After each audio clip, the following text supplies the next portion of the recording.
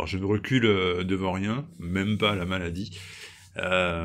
Désolé pour le caractère un peu nasal aujourd'hui, mais c'était pas la grande forme. Du coup, je vais faire assez vite, mais le temps de vous présenter cet ouvrage qui s'appelle La Maison des Impies, et qui est le dernier Ed Brubaker et Sean Phillips en date, sorti chez Delcourt. Et c'est sorti il y a déjà quelques temps, d'ailleurs, on a un petit peu de retard, mais il y a tellement de bonnes sorties ces temps derniers que c'est pas simple. Alors, comme d'habitude, on a affaire à un polar assez cruel, mais particulièrement bien écrit. Alors, c'est pas le meilleur Brubaker Phillips de l'histoire, je le dis franchement, mais même un Brubaker Phillips relativement modeste correspond à de l'excellence chez bien d'autres, du coup, aucune raison de s'en priver.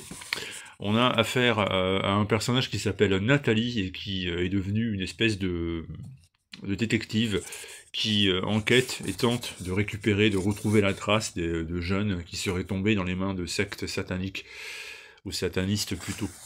Et elle ne fait pas cela pour rien, puisque quand elle était plus jeune, elle a été impliquée dans une histoire assez sordide, des gamins qui ont témoigné contre leurs enseignants, comme quoi ils auraient été emmenés dans une grotte et auraient assisté à des tortures, des rites précisément en l'honneur de Satan. Et ces 6 gamins, donc, qui formaient un groupe d'illuminés du plus jeune âge, en fait, ont brisé des vies, tout simplement.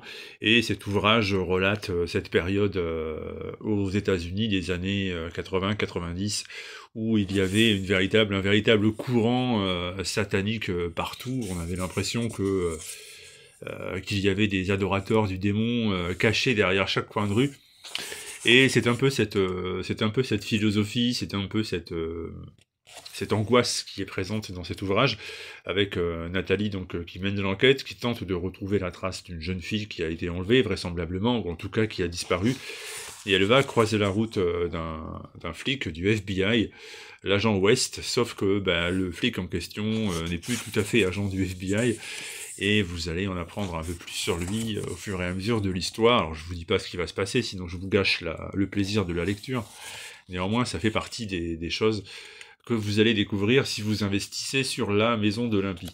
Donc c'est un ouvrage, je répète, de Brubaker et de Phillips, donc vous avez droit au dessin de Sean Phillips avec la mise en couleur du fiston Jacob, et on est toujours dans le même procédé, hein, donc le style est toujours le même, on aime ou on n'aime pas, moi personnellement j'aime beaucoup, j'aime bien aussi cette manière de mettre en couleur avec comme une certaine forme de décalage entre les différents tons et contrastes qui sont appliqués au dessin, et eh bien ma foi, réussite véritable, parce que c'est bien mené, parce qu'il y a toujours un côté très attachant dans les personnages que Brubaker dépeint. Il réussit toujours à leur coller au plus près et à nous les rendre intéressants, ou en tout cas à nous faire comprendre leur motivation, à nous faire rentrer dans leur façon de penser. Alors la fin est un peu abrupte, par contre, on a presque l'impression qu'en fait, non, c'est pas la fin, mais si, ça l'est.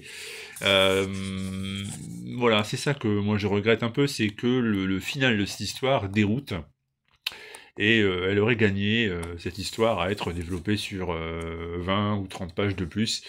Et là, du coup, voilà, c'est un peu rapide, et on a du mal à comprendre, finalement, comment s'achève cette histoire, en tout cas pourquoi elle s'achève ainsi.